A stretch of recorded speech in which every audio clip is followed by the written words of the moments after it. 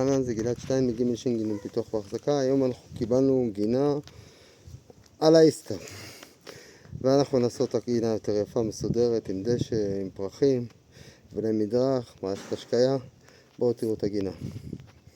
זה הגינה, חזמנו קצת הורדים, היה מלא הסביעה פה, האדמה ממש לא ישרה, אתם רואים?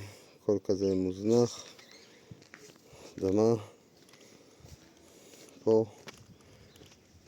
קצת עשינו גיזומים, ניקינו קצת בדקה, הכניסה. ופה. עכשיו בואו נראה את השינוי. והנה הגינה שסיימנו.